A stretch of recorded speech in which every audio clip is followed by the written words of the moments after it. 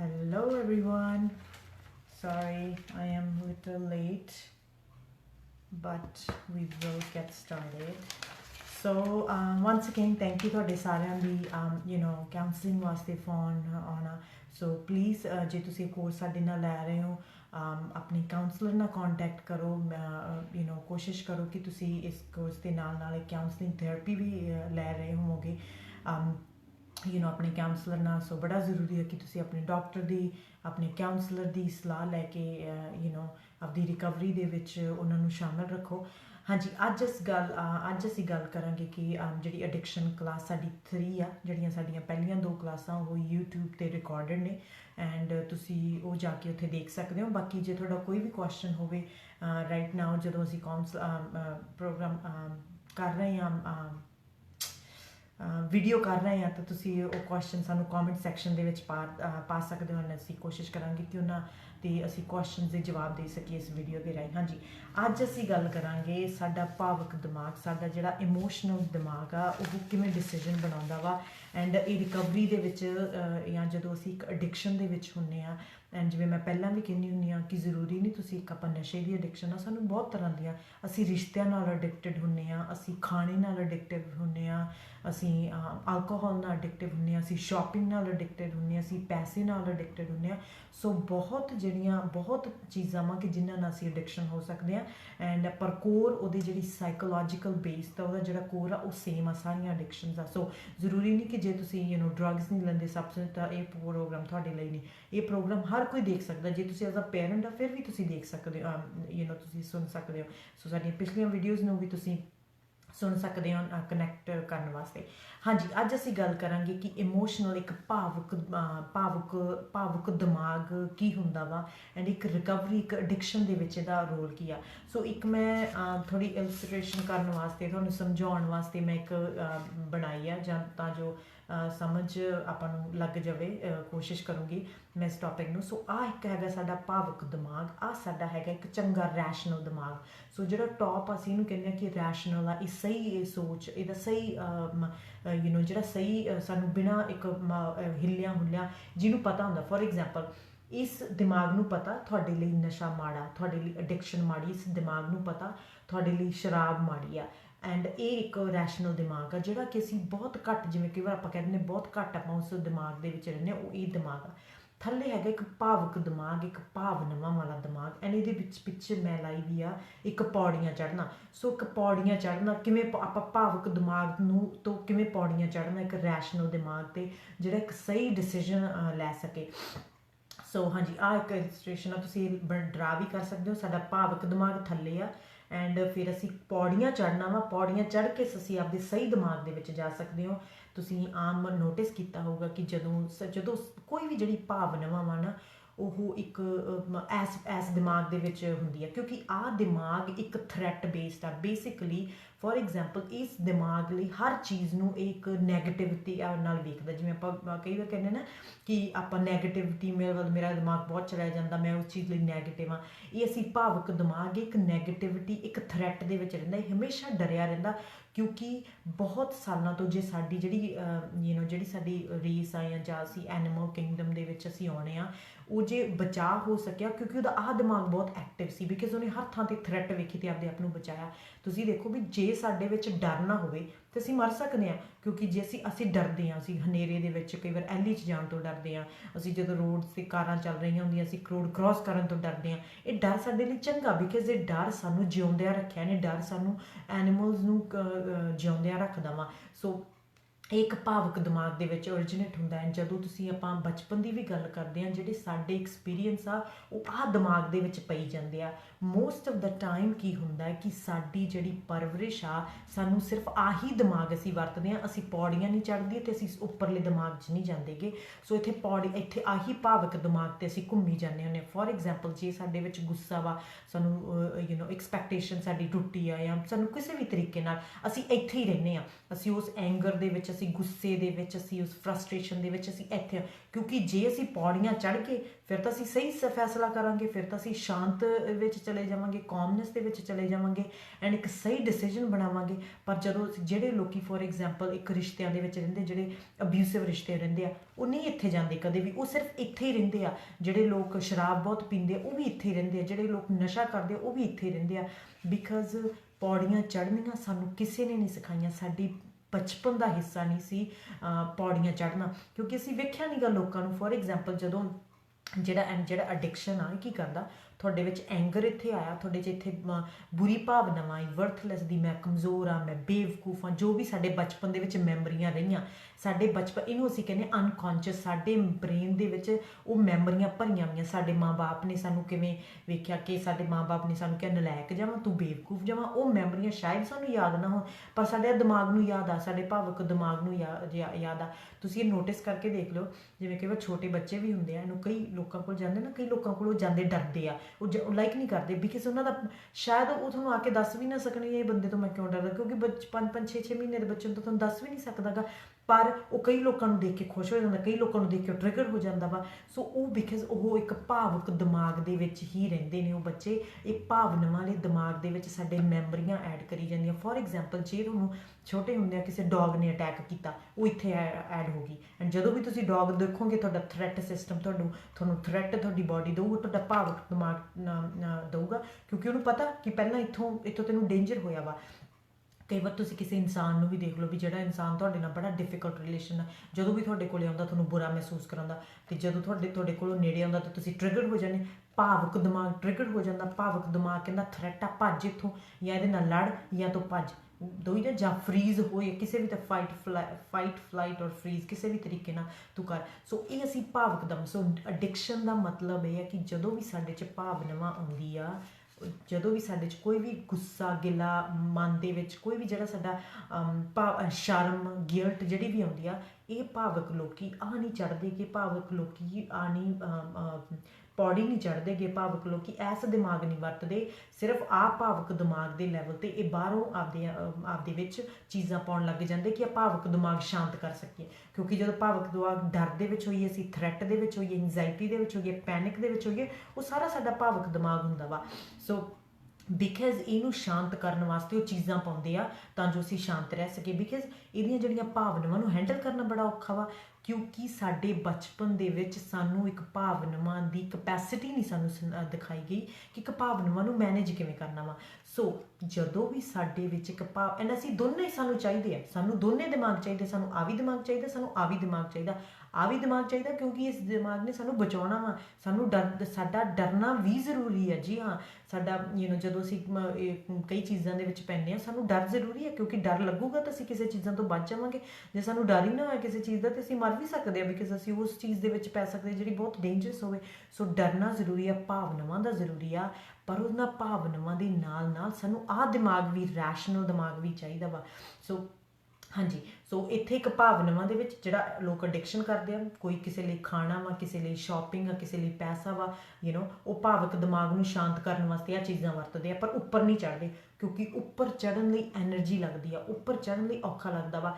ਜਿਹੜੇ ਲੋਕ ਰਿਕਵਰੀ ਕਰਨ ਦੀ ਕੋਸ਼ਿਸ਼ ਕਰਦੇ ਆ, ਅਡਿਕਸ਼ਨ ਨਸ਼ਾ ਛੱਡਣ ਦੀ ਕੋਸ਼ਿਸ਼ ਕਰਦੇ ਆ ਜਾਂ ਅਲਕੋਹਲ ਛੱਡਣ ਦੀ ਕੋਸ਼ਿਸ਼ ਕਰਦੇ, ਉਹ ਉੱਪਰ ਚੜ੍ਹਨ ਦੀ ਕੋਸ਼ਿਸ਼ ਕਰਦੇ ਆ, ਪਰ ਉੱਪਰ ਚੜ੍ਹਨਾ ਬੜਾ ਔਖਾ ਵਾ। ਐਂਡ ਇੱਥੇ ਤੱਕ ਜਾਂਦੇ ਆ, ਫਿਰ ਉਹਨਾਂ ਦਾ ਉਹ ਸਾਹ ਉਹਨਾਂ ਦਾ ਹੋ ਜਾਂਦਾ, ਉਹ ਕਹਿੰਦੇ ਵੀ ਤਾਂ ਬਹੁਤ ਔਖਾ, ਫਿਰ ਉਹ ਵਾਪਸ ਥੱਲੇ ਇੱਥੇ ਹੀ ਆ ਜਾਂਦੇ ਆ, ਫਿਰ ਭਾਵੁਕ ਮਹਿਸੂਸ ਕਰਦੇ, ਫਿਰ ਬਾਹਰਲੀਆਂ ਚੀਜ਼ਾਂ ਆਪਣੇ ਸਰੀਰ ਦੇ ਵਿੱਚ ਪਾਉਂਦੇ ਆ। ਸੋ ਅਸੀਂ ਇਹਨਾਂ ਦੋਨਾਂ ਦਿਮਾਗਾਂ ਨੂੰ ਕਿਵੇਂ ਵਰਤਣਾ ਵਾ, ਕਿਉਂਕਿ ਇਹ ਦੋਨੇ ਹੀ ਦਿਮਾਗ ਸਾਡੀ ਜ਼ਿੰਦਗੀ ਦੀ ਸਰਵਾਈਵਲ ਵਾਸਤੇ ਵੀ ਜ਼ਰੂਰੀ ਹੈ। ਸਾਨੂੰ ਭਾਵਨਾਵਾਂ ਵੀ ਚਾਹੀਦੀਆਂ ਵਾ ਅਤੇ ਸਾਨੂੰ ਇੱਕ ਰੈਸ਼ਨਲ ਦਿਮਾਗ ਵੀ ਚਾਹੀਦਾ।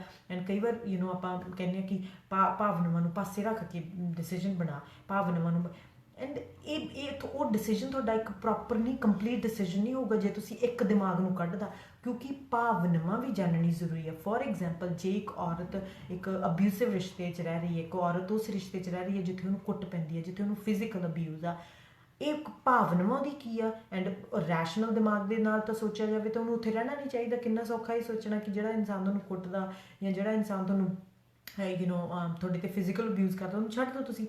ਇੱਕ ਭਾਵਨਾਵਾਂ ਦੇ ਦਿਮਾਗ ਦੇ ਵਿੱਚ ਉਹ ਔਰਤ ਰਹਿ ਰਹੀ ਆ ਅਤੇ ਨਹੀਂ ਉਹਦਾ ਰੈਸ਼ਨਲ। ਭਾਵਨਾਵਾਂ ਨੂੰ ਪਛਾਣਨਾ, ਕਿਉਂਕਿ ਭਾਵਨਾਵਾਂ ਦਾ ਮਤਲਬ ਹੈ ਕਿ ਮੈਨੂੰ ਅਟੈਚਮੈਂਟ ਚਾਹੀਦੀ ਹੈ, ਮੈਨੂੰ ਭਾਵਨਾਵਾਂ ਵਾਲਾ ਕਨੈਕਸ਼ਨ ਚਾਹੀਦਾ, ਮੈਨੂੰ ਰਿਸ਼ਤਾ ਚਾਹੀਦਾ, ਮੈਨੂੰ ਇਕੱਲਾਪਣ ਨਹੀਂ ਚਾਹੀਦਾ। ਭਾਵਨਾਵਾਂ ਤਾਂ ਚੰਗੀ, ਭਾਵਨਾਵਾਂ ਤਾਂ ਇਹ ਤੁਹਾਨੂੰ ਦੱਸਦੀ ਜੇ ਉਸ ਭਾਵਨਾਵਾਂ ਦੇ ਵਿੱਚ ਹਾਂ। ਐਂਡ ਜਦੋਂ ਤੁਸੀਂ ਪੌੜੀਆਂ ਚੜ੍ਹਦੇ ਹੋ ਤਾਂ ਤੁਹਾਨੂੰ ਇਹ ਮਹਿਸੂਸ ਹੁੰਦਾ ਕਿ ਇਹ ਭਾਵਨਾਵਾਂ ਮੇਰੀ ਜ਼ਰੂਰਤ ਹੈ ਰਿਸ਼ਤਾ, ਮੇਰੀ ਜ਼ਰੂਰਤ ਹੈ ਕੋਈ ਮੇਰੇ ਨਾਲ ਹੋਵੇ। ਪਰ ਇਹ ਪੌੜੀਆਂ ਜਦੋਂ ਤੁਸੀਂ ਚੜ੍ਹਦੇ ਹੋ ਤਾਂ ਤੁਸੀਂ ਰੈਸ਼ਨਲ ਦਿਮਾਗ ਤੁਹਾਡਾ ਡਿਸੀਜਨ ਲੈਂਦਾ ਕਿ ਭਾਵਨਾਵਾਂ ਤਾਂ ਤੇਰੀ ਸਹੀ ਆ, ਭਾਵੁਕ ਤੌਰ 'ਤੇ ਤੈਨੂੰ ਚੀਜ਼ਾਂ ਚਾਹੀਦੀਆਂ, ਪਰ ਤੈਨੂੰ ਇਸ ਇਨਸਾਨ ਤੋਂ ਨਹੀਂ ਮਿਲ ਸਕਦੀਆਂ, ਇਸ ਰਿਸ਼ਤੇ ਤੋਂ ਨਹੀਂ ਮਿਲ ਸਕਦੀਆਂ, ਇਹ ਸਰਕਮਸਟੈਂਸਿਸ 'ਤੇ ਜਿਹੜੀ ਤੈਨੂੰ ਮਿਲ ਸਕਦੀਆਂ, ਸੋ ਕਿਸੇ ਹੋਰ ਸਰਕਮਸਟੈਂਸਿਸ ਦੇ ਵਿੱਚ ਤੈਨੂੰ ਇਹ ਚੀਜ਼ਾਂ ਲੈਣੀਆਂ ਪੈਣੀਆਂ। ਸੋ ਭਾਵਨਾਵਾਂ ਐਂਡ ਇਹ ਦੋਨਾਂ ਦਿਮਾਗਾਂ ਦਾ ਸਾਡੀ ਜ਼ਿੰਦਗੀ ਅਤੇ ਸਾਡੀ ਲਾਈਫ ਸਰਵਾਈਵਲ ਵਾਸਤੇ ਜ਼ਰੂਰੀ ਆ। ਸੋ ਕਿਹੜਾ ਦਿਮਾਗ ਬਹੁਤ ਤੇਜ਼ ਆ, ਕਿਉਂਕਿ ਮਿੰਟਾਂ ਸਕਿੰਟਾਂ ਦੇ ਵਿੱਚ ਤੁਸੀਂ ਦੇਖੋ ਟ੍ਰਿਗਰ ਕਿੰਨੀ ਛੇਤੀ ਹੋ ਜਾਂਦਾ। ਫੋਰ ਐਗਜ਼ਾਮਪਲ ਤੁਹਾਡੇ ਪਾਰਟਨਰ ਨੇ ਤੁਹਾਨੂੰ ਕੋਈ ਚੀਜ਼ ਕਹਿਤੀ ਕਿ ਜਾਂ ਤੁਹਾਡੇ ਬੱਚੇ ਨੇ ਕੁਛ ਕਹਿਤੀ, ਜਾਂ ਤੁਹਾਡੇ ਪੇਰੈਂਟਸ ਨੇ ਤੁਹਾਨੂੰ ਕੋਈ ਚੀਜ਼, ਇਹਦਾ ਮਿੰਟ 'ਚ ਟ੍ਰਿਗਰ ਹੋ ਕੇ ਗੁੱਸਾ ਕਰਕੇ ਤੇ ਬਾਹਰ ਕੱਢਦਾ ਗੁੱਸਾ ਆਪਦਾ, ਤੇ ਉੱਚੀ ਉੱਚੀ ਬੋਲਣ ਲੱਗ ਜਾਂਦਾ, ਯੈਲ ਕਰਨ ਲੱਗ ਜਾਂਦਾ ਜਾਂ ਭੱਜ ਜਾਂਦਾ। ਇਹ ਮਿੰਟਾਂ ਸਕਿੰਟਾਂ ਦੀ। ਪਰ ਜਦੋਂ ਇਹ ਦਿਮਾਗ 'ਤੇ ਜਿਹੜਾ ਵਾਲਾ ਸਹੀ ਦਿਮਾਗ 'ਤੇ ਪਹੁੰਚਣ ਵਾਸਤੇ, ਰੈਸ਼ਨਲ ਦਿਮਾਗ 'ਤੇ ਪਹੁੰਚਣ ਵਾਸਤੇ ਸਾਨੂੰ ਵਕਤ ਲੱਗਦਾ ਵਾ। ਐਂਡ ਵਕਤ ਅਸੀਂ ਲਾਉਣਾ ਨਹੀਂ ਚਾਹੀਦਾ। ਜਿੱਥੇ ਛੇਤੀ ਚੀਜ਼ਾਂ, ਜਦੋਂ ਗੁੱਸਾ ਵੀ ਚੜ੍ਹਦਾ ਛੇਤੀ ਅਸੀਂ ਰਿਐਕਸ਼ਨ ਕਰਦੇ ਨਾ, ਛੇਤੀ ਸਾਡੇ ਉਹ ਸਟਿਮੂਲਸ ਹੁੰਦਾ, ਛੇਤੀ ਸਾਡਾ ਰਿਸਪੌਂਸ ਹੁੰਦਾ ਵਾ। ਐਂਡ ਐਡਿਕਸ਼ਨ ਦੇ ਵਿੱਚ ਇਹ ਬੜਾ ਜ਼ਰੂਰੀ ਕਿ ਅਸੀਂ ਆਪਣੇ ਭਾਵਨਾਵਾਂ ਦਿਮਾਗ ਨੂੰ ਸਮਝੀਏ, ਸਮਝ ਕੇ ਉਸ ਵਿੱਚੋਂ ਦੀ ਵਿਚਰ ਕੇ, ਉਸ ਭਾਵਨਾਵਾਂ ਦੇ ਵਿੱਚੋਂ ਦੀ ਥਰੂ ਕਰਕੇ ਅਸੀਂ ਪੌੜੀਆਂ ਚੜ੍ਹ ਕੇ ਦੂਜੇ ਦਿਮਾਗ 'ਤੇ ਜਾਣਾ ਵਾ। ਹਾਂਜੀ, ਸੋ ਹੋਪਫੁਲੀ ਇਹ ਤੁਸੀਂ ਘਰੇ ਵੀ ਬਣਾ ਸਕਦੇ ਹੋ, ਬਣਾ ਕੇ ਆਪਦੇ ਆਪ ਲਈ ਇਹ ਬੜਾ ਹੈਲਪਫੁਲ ਆ। ਜਦੋਂ ਤੁਸੀਂ ਭਾਵੁਕ ਹੋਣ, ਤੁਸੀਂ ਫੋਰ ਐਗਜ਼ਾਮਪਲ ਜੇ ਤੁਹਾਡਾ ਜੀ ਕਰੇ ਕਿ ਜੇ ਤੁਸੀਂ ਰਿਕਵਰੀ 'ਚ ਤੁਹਾਡਾ ਜੀ ਕਰਦਾ ਨਹੀਂ ਮੈਨੂੰ ਸਬਸਟੈਂਸ ਯੂਜ਼ ਕਰਨੀ ਚਾਹੀਦੀ ਹੈ, ਇਹ ਜਿਹੜਾ ਮੇਰੇ ਅੰਦਰ ਦੀ ਮਾਨਸਿਕ ਅਵਸਥਾ ਠੀਕ ਨਹੀਂ ਹੋਣੀ ਜੇ ਮੈਂ ਕੁਛ ਖਾਧਾ ਨਾ, ਜੇ ਮੈਂ ਬਾਹਰੋਂ ਕੋਈ ਚੀਜ਼ ਆਪਦੇ ਨਸ਼ਾ ਨਾਲ ਆਪਦੇ ਸਰੀਰ ਦੇ ਵਿੱਚ ਪਾਇਆ, ਮੈਂ ਕਿਸੇ ਤਰੀਕੇ ਨਾਲ ਆਪਦੇ ਆਪ ਨੂੰ ਅੰਦਰ ਨੂੰ ਨਮ ਕਰਨਾ, ਇਹ ਤੁਹਾਡਾ ਭਾਵੁਕ ਬ੍ਰੇਨ ਆ। ਕਿਉਂਕਿ ਭਾਵਨਾਵਾਂ ਹੈਂਡਲ ਕਰਨੀਆਂ ਔਖੀਆਂ ਹੋਈਆਂ, ਕਿਉਂਕਿ ਉਹਦੇ ਵਿੱਚ ਭਾਵਨਾਵਾਂ ਹੀ ਆ, ਭਾਵੁਕ ਦਿਮਾਗ ਦੇ ਵਿੱਚ ਸਿਰਫ ਭਾਵਨਾਵਾਂ ਵਾ। ਐਂਡ ਉਹ ਨਾ, ਸੋ ਇਸ ਕਰਕੇ ਤੁਸੀਂ ਕੀ ਕਰਦੇ ਹੋ, ਤੁਸੀਂ ਭਾਵਨਾਵਾਂ ਨੂੰ ਨਮ ਕਰਨ ਵਾਸਤੇ, ਉਹਨਾਂ ਨੂੰ ਸ਼ਾਂਤ ਕਰਨ ਵਾਸਤੇ ਬਾਹਰੋਂ ਕੋਈ ਚੀਜ਼ ਪਾਉਣੀ ਆ। ਪਰ ਜਦੋਂ ਤੁਹਾਡੀ ਇਹ ਕੈਪੈਸਿਟੀ ਬਣ ਜੇ ਕਿ ਭਾਵਨਾਵਾਂ ਨੂੰ ਮੈਂ ਬਾਹਰੋਂ ਨਹੀਂ ਠੀਕ ਕਰਨਾ, ਇਹ ਭਾਵਨਾਵਾਂ ਨੂੰ ਮੈਂ ਆਪਦੇ ਅੰਦਰ ਸੁਲਝਾਉਣ ਦੀ ਕੋਸ਼ਿਸ਼ ਕਰਨੀ ਆ।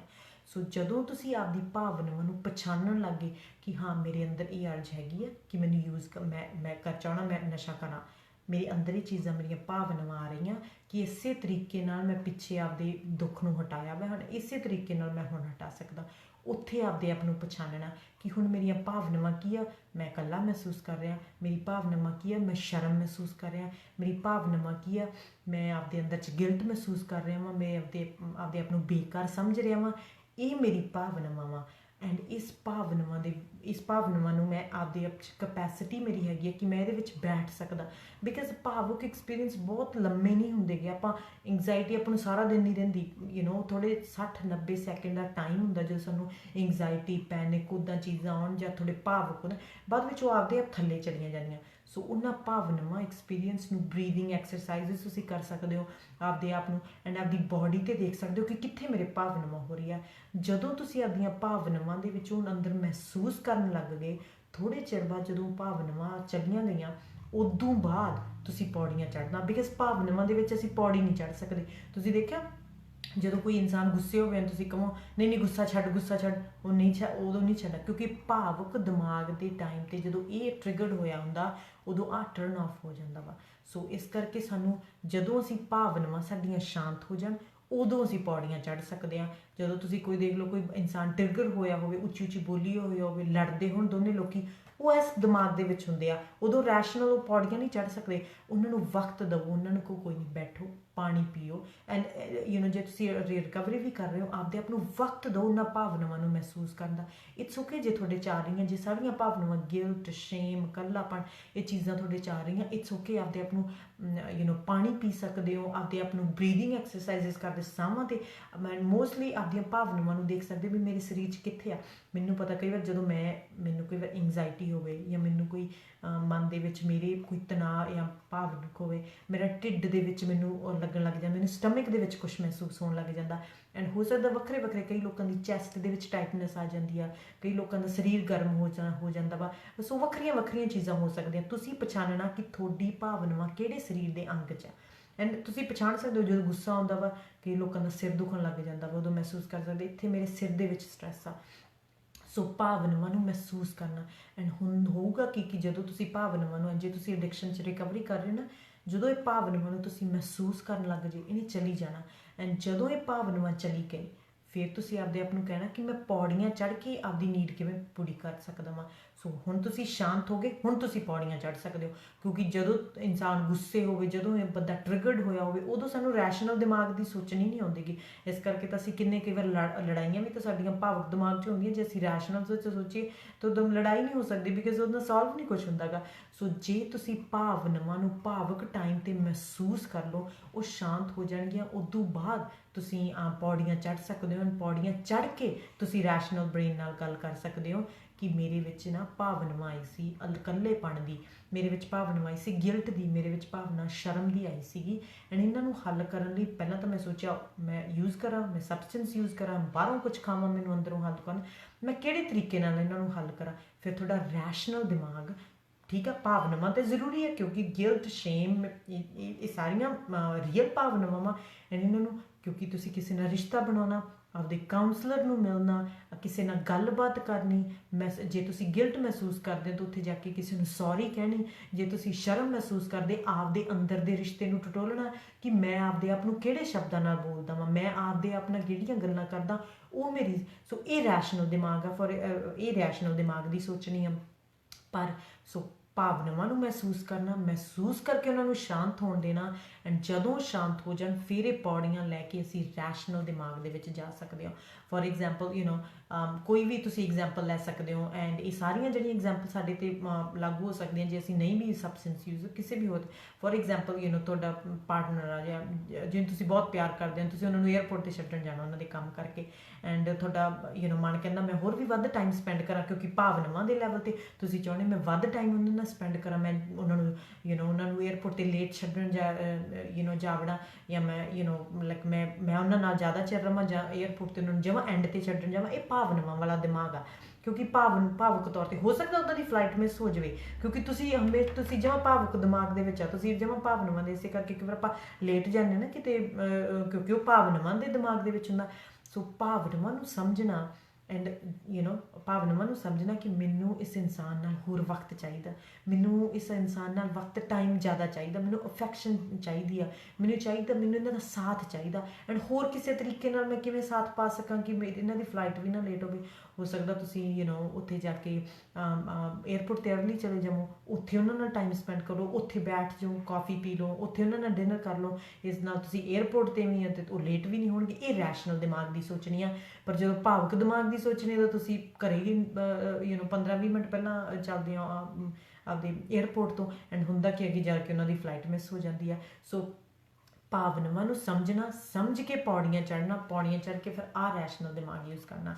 ਹੋਪਫੁਲੀ ਤੁਹਾਨੂੰ ਕਨਸੈਪਟ ਸਮਝ ਆ ਗਿਆ ਹੋਊਗਾ। ਬਾਕੀ ਤੁਸੀਂ ਕੁਐਸਚਨ ਜਾਂ ਕਮੈਂਟ ਪਾ ਸਕਦੇ ਹੋ ਆਪਣੇ ਕਮੈਂਟ ਸੈਕਸ਼ਨ ਦੇ ਵਿੱਚ, ਅਸੀਂ ਕੋਸ਼ਿਸ਼ ਕਰਾਂਗੇ ਉਹਨਾਂ ਨੂੰ ਆਨਸਰ ਦੇਣ ਦੀ। ਸੋ ਭਾਵੁਕ ਦਿਮਾਗ ਅਤੇ ਰੈਸ਼ਨਲ ਦਿਮਾਗ ਦੇ ਵਿੱਚ ਅਸੀਂ ਗੱਲਬਾਤ ਵਧਾਉਣੀ ਆ, ਕਿਉਂਕਿ ਸਾਡੇ ਬਚਪਨ ਦੇ ਵਿੱਚ ਸਾਡੀ ਟ੍ਰੇਨਿੰਗ ਨਹੀਂ ਹੋਏਗੀ ਕਿ ਇਹਨਾਂ ਦਿਮਾਗਾਂ ਦੀ ਗੱਲਬਾਤ ਹੋਵੇ। ਬਿਕਾਜ਼ ਅਸੀਂ ਸਾਡੇ ਮਾਂ ਬਾਪ ਨੂੰ ਉਹ ਉੱਪਰ ਨਹੀਂ ਗਏ, ਉਹ ਸਟੇਅਰਕੇਸ ਨਹੀਂ ਉਹਨਾਂ ਨੇ ਕਦੇ ਲਿਆ। ਉਹ ਭਾਵਨਾਵਾਂ ਦੇ ਦਿਮਾਗ, ਬਹੁਤ ਸਾਡੇ ਡਿਸੀਜਨ ਆ ਲਾਈਫ ਦੇ ਅਸੀਂ ਭਾਵਨਾਵਾਂ ਦੇ ਬੇਸ 'ਤੇ ਬਣਾਉਣੇ, ਅਸੀਂ ਉੱਪਰ ਜਾਂਦੇ ਨਹੀਂ। ਕਿਉਂਕਿ ਜੇ ਅਸੀਂ ਰੈਸ਼ਨਲ ਦਿਮਾਗ 'ਤੇ ਚੱਲੀਏ, ਫੋਰ ਐਗਜ਼ਾਮਪਲ ਇਹ ਇੱਕ ਜਿਹੜੀ ਸੋਚ ਆਪਣੀ ਕਿ ਪੈਸਾ ਹਰ ਇੱਕ ਨੂੰ ਖੁਸ਼ ਕਰ ਦਿੰਦਾ ਵਾ, ਇੱਕ ਭਾਵੁਕ ਦਿਮਾਗ ਦੀ ਸੋਚ ਆ, ਇੱਕ ਭਾਵੁਕ ਆ। ਕਿਉਂਕਿ ਰੈਸ਼ਨਲ ਤਾਂ ਇਹਦੇ ਵਿੱਚ ਹੈ ਨਹੀਂ। ਕਿੰਨੇ ਲੋਕ ਅਸੀਂ ਪੈਸੇ ਵਾਲੇ ਵੀ ਵੇਖਦੇ ਹਾਂ ਪਰ ਦੁਖੀ ਦੇਖਦੇ ਹਾਂ। ਸੋ ਕਦੇ ਪੌੜੀਆਂ ਨਹੀਂ ਚੜ੍ਹਿਆ। ਜਦੋਂ ਅਸੀਂ ਪੌੜੀਆਂ ਚੜ੍ਹਦੇ ਹਾਂ, ਸਾਨੂੰ ਜਿਹੜੀਆਂ ਸੋਚਾਂ ਵਾ ਉਹ ਰੈਸ਼ਨਲ ਆਉਂਦੀਆਂ ਵਾ, ਜਿਹੜੀਆਂ ਰੀਅਲਿਸਟਿਕ ਸੋਚਾਂ ਹੁੰਦੀਆਂ। ਪਰ ਆਪਾਂ ਤਾਂ ਬਹੁਤ ਅਨਰੀਅਲਿਸਟਿਕ ਸੋਚਾਂ ਸੋਚਦੇ ਹਾਂ most of the time, because ਅਸੀਂ ਕਦੇ ਪੌੜੀਆਂ ਚੜ੍ਹੇ ਨਹੀਂ। ਅਸੀਂ ਭਾਵੁਕ, ਮਤਲਬ ਮੋਸਟ ਆਫ ਦਾ ਟਾਈਮ ਜਿਹੜਾ ਸਾਡਾ ਭਾਵੁਕ ਦਿਮਾਗ, ਐਂਡ ਤੁਸੀਂ ਆਪਦੀ ਲਾਈਫ ਦੇ ਵਿੱਚ ਲਾਈਫ ਦੇ ਜਿਹੜੇ ਮੂਮੈਂਟਸ ਤੁਹਾਡੇ ਆਉਂਦੇ ਨਾ ਦਿਨ ਦੇ ਵਿੱਚ ਵੀ, ਤੁਸੀਂ ਉਹਨਾਂ ਨੂੰ ਕਰਕੇ ਆਪਦੇ ਆਪ ਨੂੰ ਮਾਈਂਡਫੁਲ ਕਰਕੇ ਦੇਖਿਓ। ਹੁਣ ਮੈਂ ਭਾਵੁਕ ਦਿਮਾਗ 'ਚ ਜਾਂ ਮੈਂ ਉੱਪਰ ਅਪਸਟੇਅਰ ਹਾਂ। ਮੈਂ ਹਮੇਸ਼ਾ ਆਪਦੇ ਆਪਣਾ ਕਰਦੀ ਕਿ ਹੁਣ ਮੈਂ ਡਾਊਨਸਟੇਅਰ, ਜਦ ਮੈਂ ਲੜਨ ਵਾਲੀ ਹੋਵਾਂ ਜਾਂ ਮੈਂ ਆਪਦੇ ਪਾਰਟਨਰ ਨੂੰ ਕੁਝ ਕਹਿਣ ਵਾਲੀ ਹੋਵਾਂ, ਜਾਂ ਮੈਂ ਗੁੱਸੇ 'ਚ ਹੋਵਾਂ, ਤਾਂ ਮੈਂ ਹਮੇਸ਼ਾ ਆਪਦੇ ਆਪ ਨੂੰ ਕਹਿੰਦੀ ਹਾਂ ਕਿ ਹੁਣ ਮੈਂ ਬੇਸਮੈਂਟ ਦੇ ਵਿੱਚ ਹਾਂ, ਹੁਣ ਮੈਂ ਡਾਊਨਸਟੇਅਰ ਹਾਂ, ਹੁਣ ਮੈਂ ਥੱਲੇ ਭਾਵੁਕ ਦਿਮਾਗ ਦੇ ਵਿੱਚ ਹਾਂ, ਐਂਡ ਮੇਰੇ ਨਾਲ ਕੋਈ ਗੱਲ ਨਾ ਕਰੋ। ਐਂਡ ਕਈ ਵਾਰ ਤੁਸੀਂ ਸਮਝਦੇ ਹੋ ਕਿ ਭਾਵੁਕ ਦਿਮਾਗ ਦੇ ਨਹੀਂ, ਮੈਂ ਆਪਦੇ ਬ੍ਰਦਰ ਨਾਲ ਗੱਲ ਨਹੀਂ ਕਰਨੀ, ਨਹੀਂ ਮੈਂ ਆਪਦੀ ਸਿਸਟਰ ਨਾਲ ਗੱਲ ਨਹੀਂ ਕਰਨੀ, ਨਹੀਂ ਮੈਂ ਆਪਦੇ ਕਜ਼ਨ ਨਾਲ ਗੱਲ ਨਹੀਂ ਕਰਨੀ, ਨਹੀਂ ਮੈਂ ਆਪਦੇ ਬੱਚੇ ਨਾਲ ਗੱਲ ਨਹੀਂ ਕਰਨੀ, ਕਿਉਂਕਿ ਹੁਣ ਮੈਂ ਇੱਕ ਭਾਵੁਕ ਦਿਮਾਗ ਦੇ ਵਿੱਚ ਆ, ਮੈਨੂੰ ਇੱਕ ਮਿੰਟ ਹਜੇ ਪੌੜੀਆਂ ਨਹੀਂ ਚੜ੍ਹਿਆ, ਮੈਨੂੰ ਪੌੜੀਆਂ ਚੜ੍ਹਨ ਦਿਓ। ਜੇ ਤੁਸੀਂ ਬੱਚੇ ਨਾਲ ਗੁੱਸੇ ਹੋ ਰਹੇ, ਤੁਸੀਂ ਇਹ ਵੀ ਚੀਜ਼ ਯੂਜ਼ ਕਰ ਸਕਦੇ ਹੋ। ਸੋ ਜਦੋਂ ਤੁਸੀਂ ਇੱਕ ਐਡਿਕਸ਼ਨ ਰਿਕਵਰੀ ਦੇ ਵਿੱਚ ਜਾ ਰਹੇ ਹੋ, ਇਹ ਕਨਸੈਪਟ ਯਾਦ ਰੱਖੋ। ਜਦੋਂ ਤੁਹਾਡਾ ਲੱਗਦਾ ਨਾ, ਤੁਹਾਡਾ ਮਨ ਕਹਿੰਦਾ ਮੈਂ ਵਰਤਾਂ ਕੋਈ ਚੀਜ਼, ਮੈਂ ਸਬਸਟੈਂਸ ਯੂਜ਼ ਕਰਾਂ, ਆਪਦੇ ਆਪ ਨੂੰ ਇਹ ਕਨਸੈਪਟ ਯਾਦ ਦਿਵਾਓ ਕਿ ਮੈਂ ਬੇਸਮੈਂਟ 'ਚ ਆ, ਮੈਂ ਥੱਲੜੇ ਦਿਮਾਗ ਦੇ ਵਿੱਚ ਆ, ਮੈਂ ਭਾਵੁਕ ਦਿਮਾਗ ਦੇ ਵਿੱਚ ਆ, ਐਂਡ ਇਟਸ ਓਕੇ, ਮੈਨੂੰ ਮੌਕਾ ਮਿਲੂਗਾ ਪੌੜੀਆਂ ਚੜ੍ਹਨ ਦਾ ਜਦੋਂ ਮੈਂ ਸ਼ਾਂਤ ਹੋਊਗਾ, ਐਂਡ ਪੌੜੀਆਂ ਚੜ੍ਹ ਕੇ ਇੱਕ ਮੈਂ ਰੈਸ਼ਨਲ ਦਿਮਾਗ ਦੇ ਨਾਲ ਡਿਸੀਜਨ ਬਣਾਊਗਾ। ਸੋ ਇਹਨਾਂ ਗੱਲਬਾਤ, ਸੋ ਬਿਕਾਜ਼ ਇਹ ਦੋਨੇ ਦਿਮਾਗ ਜ਼ਰੂਰੀ ਆ, ਭਾਵਨਾਵਾਂ ਵੀ ਸਾਨੂੰ ਜ਼ਰੂਰੀ ਹੈ ਰਿਸ਼ਤੇ ਦੇ ਵਿੱਚ, ਸਾਨੂੰ ਜਾਣਨੀਆਂ ਆਪਦੇ ਵਿੱਚ। ਬਿਕਾਜ਼ ਜੇ ਤੁਸੀਂ ਇਹ ਮਹਿਸੂਸ ਕਰ ਰਹੇ ਹੋ ਕਿ ਮੈਨੂੰ ਕੋਈ ਐਕਸੈਪਟ ਨਹੀਂ ਕਰ ਰਿਹਾ, ਇੱਕ ਭਾਵੁਕ ਐਕਸਪੀਰੀਅੰਸ ਆ, ਐਂਡ ਇਹ ਜਾਣਨਾ ਬੜਾ ਜ਼ਰੂਰੀ ਹੈ। ਐਂਡ ਉੱਥੇ ਫਿਰ ਤੁਸੀਂ ਆਪਦਾ ਜਦੋਂ ਰਿਸ਼ਤਿਆਂ ਦੇ ਵਿੱਚ ਗੱਲ ਕਰਦੇ ਹੋ ਤਾਂ ਤੁਸੀਂ ਕਹਿ ਸਕਦੇ ਹੋ ਕਿ ਜੇ ਤੁਸੀਂ ਮੈਨੂੰ ਆਹ ਕਰੋਗੇ ਤਾਂ ਮੈਂ ਐਕਸੈਪਟਡ ਫੀਲ ਹੋਊਗਾ। ਸੋ ਭਾਵਨਾਵਾਂ ਐਂਡ ਜਿਹੜਾ ਰੈਸ਼ਨਲ ਬ੍ਰੇਨ ਆ, ਦੋਨਾਂ ਦੀ ਗੱਲਬਾਤ ਆਪਸ 'ਚ ਹੋਣੀ ਚਾਹੀਦੀ ਆ। ਭਾਵੁਕ ਦਿਮਾਗ ਹੈ, ਇੱਕ ਬੱਚਾ ਵਾ, ਰੈਸ਼ਨਲ ਆ, ਇੱਕ ਮਾਂ ਬਾਪ ਆ, ਐਂਡ ਜੇ ਦੋਨਾਂ ਦੇ ਵਿੱਚ ਗੱਲਬਾਤ ਹੋਊਗੀ ਤਾਂ ਦੋਨਾਂ ਦਾ ਜਿਹੜਾ ਕੋਲੈਬੋਰੇਸ਼ਨ ਤੁਸੀਂ ਬਣਾ ਦੋਗੇ ਬੜਾ ਵਧੀਆ ਬਣੂਗਾ। ਬਿਕਾਜ਼ ਇੱਕ ਬੱਚੇ ਦੇ ਵਿੱਚ ਇੱਕ ਭਾਵੁਕ ਦਿਮਾਗ ਆ, ਉਹ ਇੱਕ ਥ੍ਰੈਟ ਆ, ਉਹ ਹਮੇਸ਼ਾ ਇੱਕ ਡਰ ਦੇ ਵਿੱਚ ਆ। ਜਿਹੜਾ ਰੈਸ਼ਨ, ਜਦੋਂ ਕਈ ਵਾਰ ਅਸੀਂ ਬੱਚੇ ਨੂੰ ਵੀ ਪ੍ਰੈਸ਼ਰ ਦੇ ਕੇ ਉਹਨੂੰ ਪੜ੍ਹਾਉਣ ਦੀ ਕੋਸ਼ਿਸ਼ ਕਰਦੇ ਨਾ, ਉਹ ਤਾਂ ਪੜ੍ਹਦਾ ਨਹੀਂ ਗਾ, ਕਿਉਂਕਿ ਜਿਹੜੀ ਰੈਸ਼ਨਲ ਦਿਮਾਗ ਆ, ਜਦੋਂ ਅਸੀਂ ਅਪਸਟੇਅਰ ਜਾਂਦੇ, ਉਸ ਦਿਮਾਗ, ਉਹ ਸ਼ਾਂਤ ਦਿਮਾਗ ਆ, ਐਂਡ ਉਹਦੇ ਵਿੱਚ ਲਰਨਿੰਗ ਹੁੰਦੀ ਆ, ਉਹ ਇੱਕ ਕ੍ਰੀਏਟਿਵਿਟੀ ਕਰਦਾ ਵਾ, ਉਹ ਸੌਰੀ ਮੈਂ ਕਾਫੀ ਨੋਟਸ ਲਿਖੇ ਸੀ ਤਾਂ ਜੋ ਕਈ ਵਾਰ ਯਾਦ ਨਹੀਂ ਆਉਂਦੇਗੇ। ਹਾਂਜੀ, ਸੋ ਉਹ ਇੱਕ ਬੈਟਰ ਮਾਈਂਡਫੁਲ ਸਟੇਟ ਦੇ ਵਿੱਚ ਰਹਿੰਦਾ, ਇੱਕ ਸ਼ਾਂਤੀ ਸਟੇਟ ਦੇ ਵਿੱਚ ਰਹਿੰਦਾ ਵਾ, ਇੱਕ ਪੀਸਫੁਲ ਸਟੇਟ ਦੇ ਵਿੱਚ ਰਹਿੰਦਾ। ਐਂਡ ਜਦ ਕਿ ਜਿਹੜਾ ਭਾਵੁਕ ਦਿਮਾਗ ਉਹ ਬੱਚੇ ਵਾਂਗੂ ਹੁੰਦਾ ਵਾ, ਮੈਨੂੰ ਡਰ ਲੱਗੀ ਜਾਂਦਾ, ਮੈਨੂੰ ਡਰ ਲੱਗੀ ਜਾਂਦਾ, ਮੈਨੂੰ ਆ ਵੀ ਇਨਸਾਨ ਸ਼ਾਇਦ ਮੇਰੇ ਲਈ ਬੁਰਾ ਸੋਚਦਾ, ਆ ਵੀ ਇਨਸਾਨ ਸ਼ਾਇਦ ਲਈ, ਸੋ ਥ੍ਰੈਟ ਸਿਸਟਮ ਦੇ ਵਿੱਚ ਰਹਿੰਦਾ। ਦੋਨਾਂ ਨੂੰ ਜੇ ਤੁਸੀਂ ਫੋਰ ਐਗਜ਼ਾਮਪਲ ਜੇ ਤੁਸੀਂ ਰੋਡ ਕ੍ਰਾਸ ਕਰਦੇ ਹੋ, ਤੁਹਾਡਾ ਭਾਵੁਕ ਦਿਮਾਗ ਡਰਦਾ ਵਾ ਕਿ ਕਾਰਾਂ ਹੋਰ ਆ ਰਹੀਆਂ ਵਾ, ਐਂਡ ਫਿਰ ਤੁਸੀਂ ਅਪਸਟੇਅਰ ਜਾਂਦੇ ਹੋ। ਜਦੋਂ ਅਪਸਟੇਅਰ ਜਾਂਦੇ ਹੋ ਤਾਂ ਤੁਹਾਡਾ ਰੈਸ਼ਨਲ ਦਿਮਾਗ ਤੁਹਾਨੂੰ ਕਹਿੰਦਾ ਕਿ ਲਾਈਟ 'ਤੇ ਪ੍ਰੈਸ ਕਰ, ਉੱਥੇ ਇੱਕ ਵਾਕ ਵਾਲੇ ਬੰਦੇ ਦੀ ਪਿਕਚਰ ਆਊਗੀ, ਐਂਡ ਉਹਦੇ ਨਾਲ ਦੇਖ ਕੇ ਤੂੰ ਰੋਡ ਕ੍ਰਾਸ ਕਰ ਸਕਦਾ। ਪਰ ਉਹਨੇ ਡਰ ਵੀ ਇਸ ਇਨਸਾਨ ਨੇ ਡਰ ਨੂੰ ਵੀ ਐਕਨੋਲਜ ਕੀਤਾ, ਅਤੇ ਉਹਦੇ ਨਾਲ ਉੱਪਰ ਜਾ ਕੇ ਸਟੇਅਰਕੇਸ ਲੈ ਕੇ ਅਤੇ ਇੱਕ ਰੈਸ਼ਨਲ ਡਿਸੀਜਨ ਵੀ ਬਣਾਇਆ।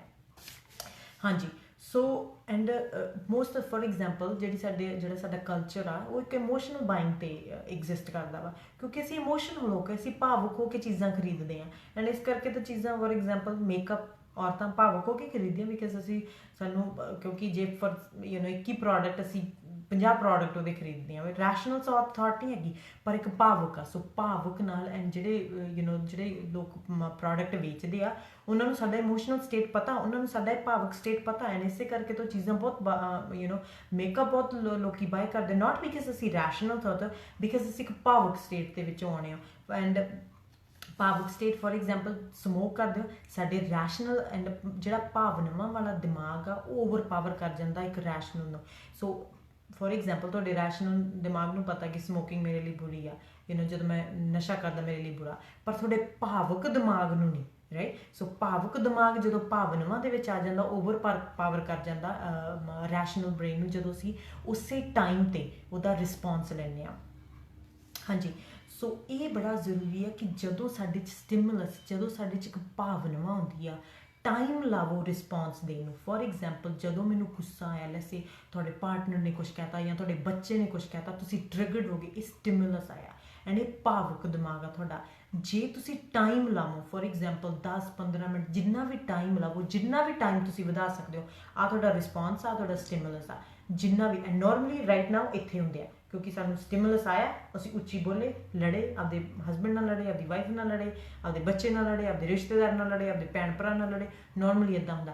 ਪਰ ਜੇ ਅਸੀਂ ਵਿੱਥ ਰੱਖੀਏ, ਸਾਨੂੰ ਭਾਵਨਾਵਾਂ ਆਵੇ ਸਾਡੇ ਭਾਵੁਕ ਦਿਮਾਗ ਦੇ ਵਿੱਚੋਂ, ਟਾਈਮ ਲਵੋ, ਵਕਤ ਐਡ ਕਰੋ, ਉਹਦੇ ਵਿੱਚ ਟਾਈਮ ਲਵੋ ਕਿ ਮੈਂ ਇੰਨਾ ਚਿਰ, ਫੋਰ ਐਗਜ਼ਾਮਪਲ ਕਈ ਵਾਰ ਆਪਾਂ ਕਹਿੰਦੇ ਨਾ ਕਿ ਜਦੋਂ ਆਪਾਂ ਨੂੰ ਗੁੱਸਾ ਚੜ੍ਹਦਾ ਵਾ ਅਤੇ 24 ਘੰਟੇ ਆਪਾਂ ਗੱਲ ਨਹੀਂ ਕਰਨੀ ਉਸ ਇਨਸਾਨ ਨਾਲ, ਜਾਂ 7 ਘੰਟੇ ਜਾਂ 10 ਘੰਟੇ ਗੱਲ ਨਹੀਂ ਕਰਨੀ, ਕਿਉਂਕਿ ਮੈਨੂੰ ਸ਼ਾਂਤ ਹੁੰਦੇ, ਮੇਰੇ ਭਾਵੁਕ ਦਿਮਾਗ ਦੀ ਟ੍ਰਿਗਰਡ ਹੁੰਦੀ ਆ।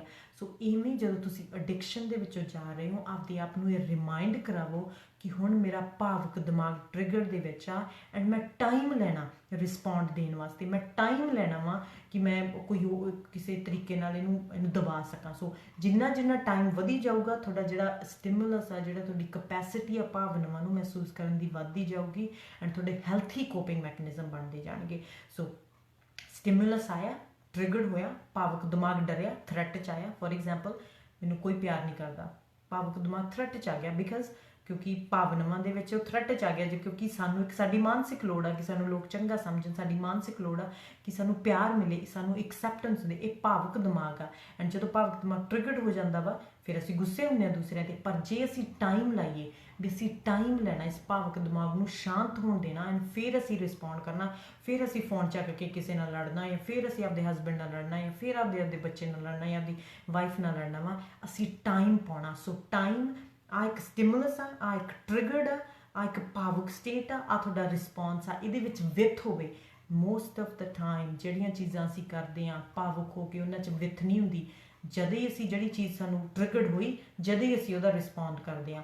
ਸੋ ਵੱਧ ਤੋਂ ਵੱਧ ਐਂਡ ਆਪਦੇ ਬੱਚੇ ਨਾਲ ਵੀ, ਫੋਰ ਐਗਜ਼ਾਮਪਲ, ਜੇ ਤੁਹਾਡੇ ਬੱਚੇ ਨੇ ਦੁੱਧ ਡੋਲਤਾ ਜਾਂ ਕੁਛ ਵੀ ਡੋਲਤਾ ਫਰਸ਼ 'ਤੇ, ਜਾਂ ਜੂਸ ਡੋਲਤਾ, ਉਸ ਟਾਈਮ ਤੁਸੀਂ ਟ੍ਰਿਗਰਡ ਮਹਿਸੂਸ ਕਰਦੇ, ਫਰਸਟ੍ਰੇਟਡ ਮਹਿਸੂਸ ਕਰਦੇ ਹੋ, ਤੁਸੀਂ ਬਲੌਕ ਮਹਿਸੂਸ ਕਰਦੇ ਕਿ ਮੇਰਾ ਲਾਈਫ ਵਧੀਆ ਠੀਕ ਚੱਲ ਰਹੀ ਸੀ ਐਂਡ ਇਸ ਚੀਜ਼ ਨੇ ਮੈਨੂੰ ਰੋਕਤਾ। ਹੁਣ ਉਸ ਟਾਈਮ ਟ੍ਰਿਗਰਡ ਮਹਿਸੂਸ ਕਰਦੇ ਹੋ। ਤੁਹਾਡਾ ਰਿਸਪੌਂਡ ਕੀ ਹੁੰਦਾ? ਜਦੋਂ ਬੱਚੇ 'ਤੇ ਮਾਨਸਿਕ ਪ੍ਰੈਸ਼ਰ ਪਾ ਦਿੰਦੇ ਤੁਸੀਂ।